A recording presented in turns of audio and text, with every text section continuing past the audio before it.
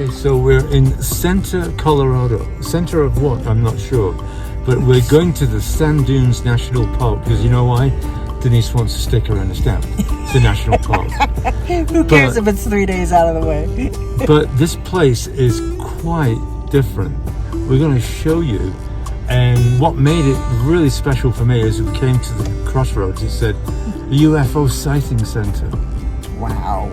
We do feel like we're in a horror film. The wind is blowing. There's nothing around us. You've got to see this land. We'll show you.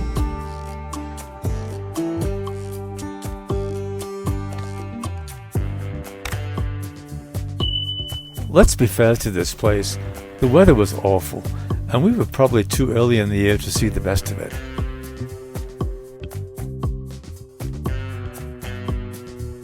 We decided to park Big Mo and head over to the visitor center. Great Sand Dunes National Park and Preserve spans over 30 miles and contains over 5 billion cubic meters of sand. This creates North America's largest sandbox. The wind constantly moves the sand to create amazing shapes and designs. We had hoped to see the stars in the dark sky and listen to the ranger talks, but we were too early in the year.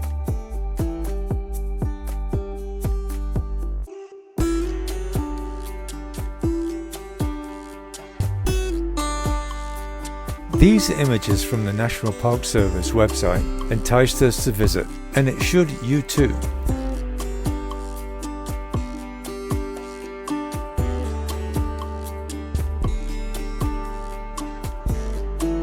Sand Dunes National Park has dunes, grasslands and lakes, all of which we missed due to bad weather.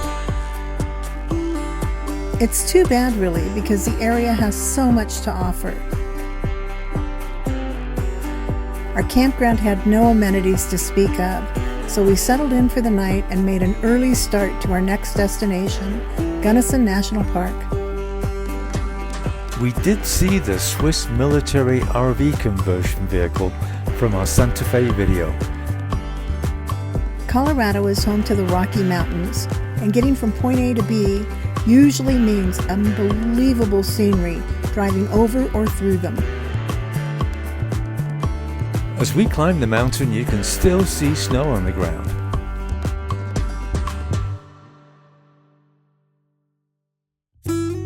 It was amazing to us that you can experience a 30-degree change in temperature in less than an hour.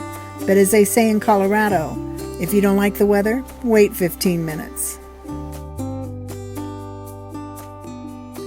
The snow runoff gave us great views of swollen creeks. We're here at the Black Hills of the Gunnison, and we come here a lot. We've been here 2 or 3 times. We have, yeah. It's nice. It's nice. It's also kind of a family place. My family has lots of stories of my grandfather driving on the one-lane highway on the canyon, scaring people to death in an old model Ford. So we just like to be here and remember him. The road into the park was a steep climb, but the views were spectacular. This tunnel had little or no lights, and it was really scary drive. Want to know how cold it is? Look at the icicles on these rocks.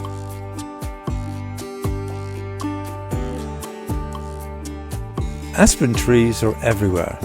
But did you know that aspen trees clone themselves and are joined together by the same root system?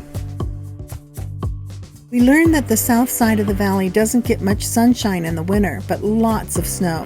It melts and freezes and melts again, causing the rock to slope. The north side does get much more sunshine, and the melting snow seeps into the cracks and freezes as the day temperature changes. Freezing causes the rock to crack further and create these lines and ridges. The light-colored stripes in the rock are called pegmatite and are the result of molten magma cooling slowly during their formation. It creates beautiful patterns in the rock. First spring flowers. And this guy singing "I'm So Happy It's Spring" song.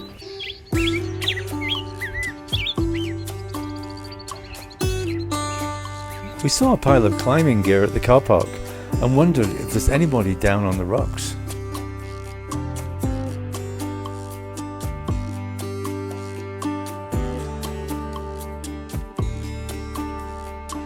The rock formation of this valley is just spectacular.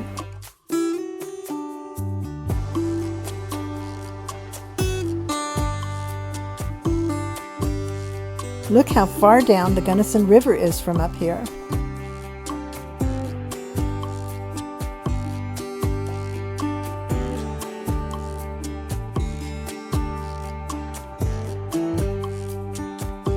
Snow-capped mountains seem to be everywhere in Colorado. One thing about the landscape here is not much has changed in my lifetime.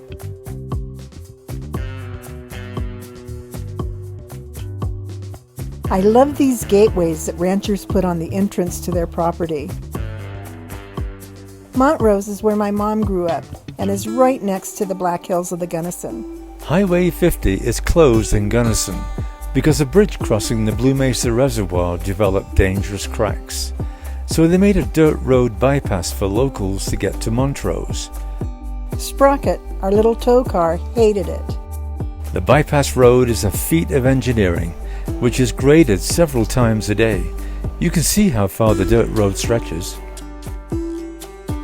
When we exited the bypass road, there was still a traffic jam because someone decided that roadworks on the way into Montrose would be a good idea. So my ancestors came from Montrose, so I was really excited to get here, and we found a cute little gas station that's been converted into a burger joint, and this is what it looks like. What's it called? Crash Burger. Crash Burger. I'll show you. Found a cute man here.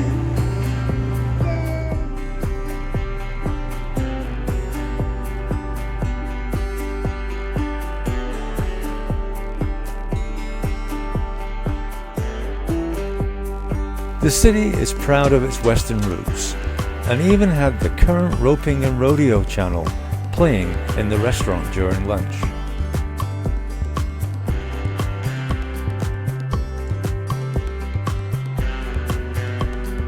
Lunch was awesome though.